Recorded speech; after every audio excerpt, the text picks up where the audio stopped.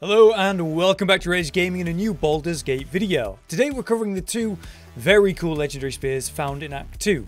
These are the Shar's Spear of Evening and Salune's Spear of Night. Legendary spears with a +3 weapon enchantment and some very powerful effects and unique attacks. But be warned, we must choose which we'll receive based on some important story choices. All of this is tied heavily to Shadowheart and her story in Act 2. So to unlock either of these spears, you need to have Shadowheart in your party. It all takes place in that Darklands region on the way to Moonrise Towers, which is entered via the Grimforge elevator or potentially the Mountain Pass. So spoilers ahead, but I will warn you each time when we're about to get into those spoilers. I'll keep the story details very shallow and you'll know before I say anything crazy. Let's begin with the Darklands region itself, where we actually start all of this. The issue with the region is that constant shadow curse that blights your every step. We need a consistent solution, and we can get it by helping a group of harpers with an ambush on a convoy. Basically, in this region, you'll need to make your way to the Lights Inn, and after meeting the leaders there, you'll speak with the harpers to go help them with that ambush. It'll be marked on your map, but you can just head over there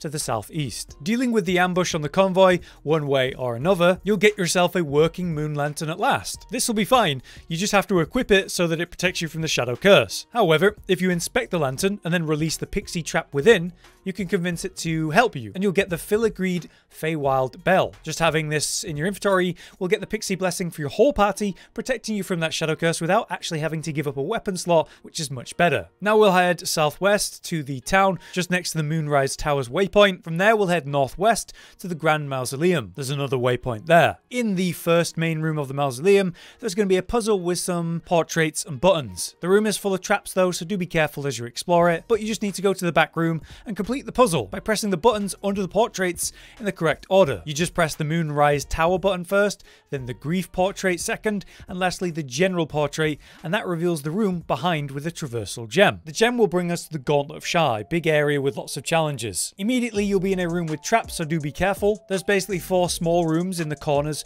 of this main room, so by avoiding the traps and making your way to each room, each corner, you'll find a lever that lowers some lanterns down. By pulling all 4 levers, you can then interact with the lanterns that are pulled down to make the room dark, which reveals the barriers around the statue in the middle. It seems like generating any light here will actually hide the barrier locations, so try to avoid that. My Paladin has a light mace, so he was kind of awkwardly interacting with it. Basically, there's 2 barriers with an outer circle and an inner, and there's gaps between the barriers you can pass through. Weave your way through and just touch the gem to progress. We head through the door to the north and then head west through the mushroom area or further north on the main path, which leads you to a main room with the ancient altar. If you do that, you'll encounter some minions of a certain necromancer who's down here, and it will result in a fight with defenders of the temple. Try to focus the umbral tremors with speed, because the longer they're alive, the more enemies they spawn, but you could avoid that by going the mushroom path, as I mentioned. Head west of the ancient altar room and you'll find a waypoint for this whole gauntlet. Heading west from that, you'll find another room with another encounter of summoned enemies.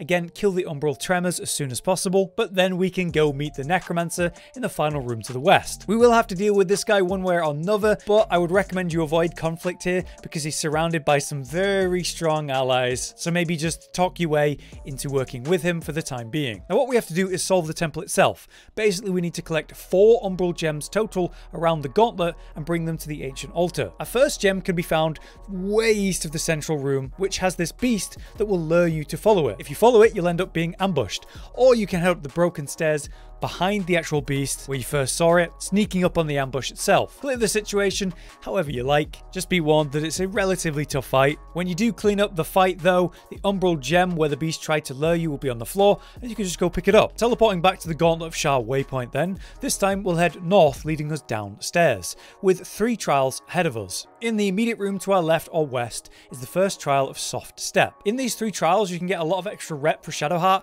by interacting with the pedestal yourself, and then when she says let me do it, you let her do it, which she'll appreciate. But you don't actually have to use Shadowheart from here. Once you've said, oh yeah, you do it, you can use any of your party. In the Soft Step trial, all you need to do is stealth through the area without being spotted. Using a good stealth and maybe even invisibility character will make that easier. And as you can see, you make your way through and find a lever which opens some walls, exposing a key that you can use to get to the final room. In the last chamber though, there's an Umbral Gem to grab behind the gate that you'll open with the key, and a transporter that will be revealed that sends you back to the start when you're done. Next, we have the self-same trial, which is in the room to the north of this first trial. Here, there's a neat mechanic that replicates whatever you bring in, so potentially you can send in just Shadowheart and have a 1v1, or bring in any allies that deal good radiant damage, since that will be very strong. I accidentally brought all my allies into the room when I interacted with a pedestal, which started the trial, meaning I had to fight 4 enemies, which is a bit silly of me. After clearing the enemies, the final enemy you kill will drop the Umbral Gem you're after. Okay, so our last trial is down the stairs to the north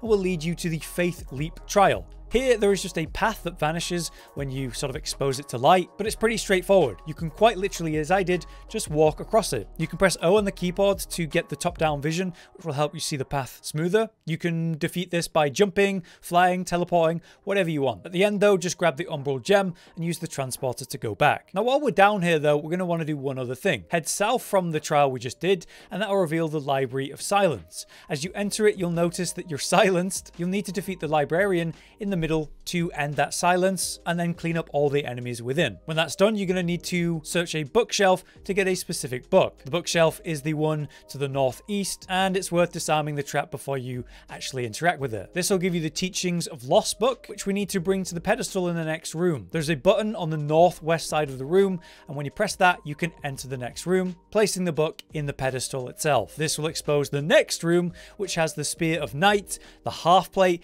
and a helmet in the chest behind the spear, which is all pretty incredible stuff, but specifically Shadowheart wants the spear in her inventory for a later story event, so make sure she at least has it in her inventory. It doesn't need to be equipped. We'll teleport back to the Gauntlet Waypoint then, and head over to the pedestal of Reckoning. We can drop 1 Umbral Gem in this pedestal, and that'll give us an elevator platform, having it transport us down below. Now we have the Ancient Altar, which requires the 3 remaining gems to be put into it, which exposes the next room, which has the Shadowfell entrance. At this stage of the game will actually warn you when you interact with the entrance that you want to weigh your choices in the following events very heavily. Whatever you do in there will actually end different quest lines and change the world state outside. So I strongly suggest before you enter the Shadowfell, you hard save in case you make a choice you regret, or maybe you just want to come back here later to make the choice you're going to make. I would recommend you fully explore the region before actually going in there and making a choice, whatever you do. Now, upon entry to the Shadowfell, our friendly Necromancer will appear again,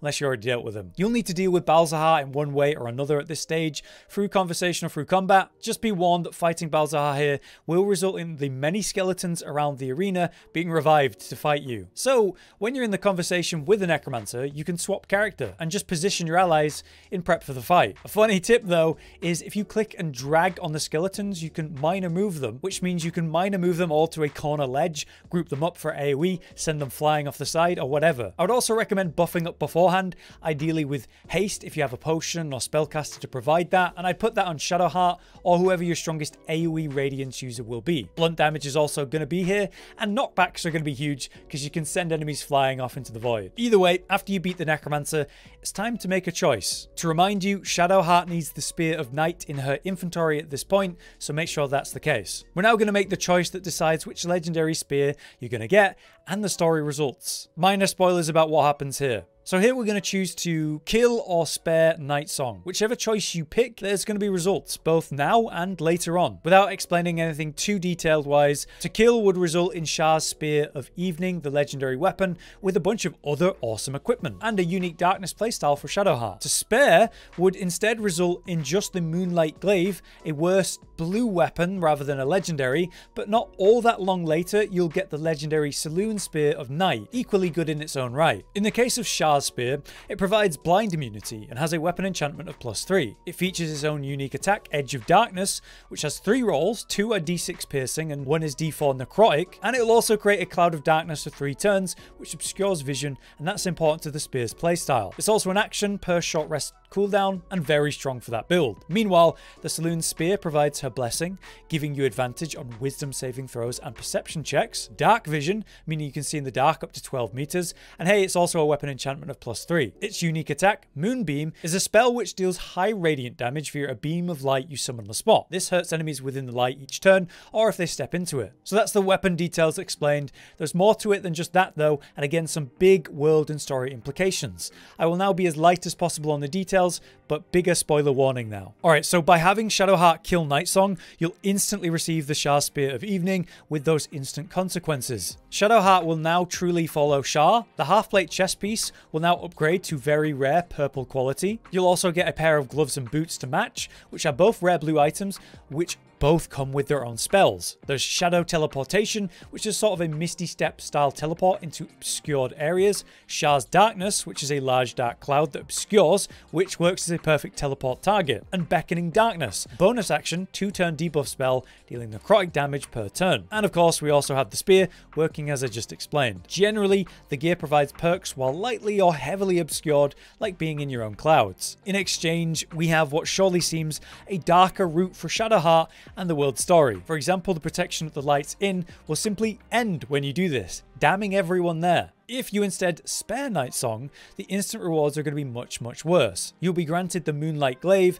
a rare blue glaive. We'll keep the chest piece and helmet we found earlier, but they're not going to upgrade. And the Moonlight Glaive is simply a two-handed glaive, rolling 1d10 slashing damage and 1d4 for radiant damage. Its weapon enchantment is +2 rather than 3, but it does have some benefits. It permanently glows and lights the area up, and has a unique attack, Moonlight Butterflies. You attack a target, which deals a d6 of blunt damage, while creating a swarm of moon butterflies, granting advantage on attacks to said target. Also, Shadowheart's story doesn't seem to take an instant dark turn here, rather a much happier one. Lights Inn will not only remain protected, but Nightsong herself will cleanse the region, bringing light and life back at last. Later on, you'll get Selune's Spear of Night, rewarded at the start of Act 3, after Moonrise Towers. You'll need to find Nightsong in the city. With that result though, obviously the region will be changed and will somewhat force main story progression because of it. So ultimately the choice and consequences of both is up to you. But I hope this video guide has helped you make it with confidence and know where you need to go to do everything. For now then, I've been Hollow, you've been you. Thank you for watching and I'll see you next time. Josh, Cotton, and Hollow with the videos, dropping the humor like a hammer on your tippy toes, bringing entertainment on a daily arrangement to take our insanity and turn it into entertainment. Yes, I said entertainment twice, to reiterate that it is nice to look into your faces on a mostly daily basis when you let us in your homes to make the whole world a stage. Goodbye.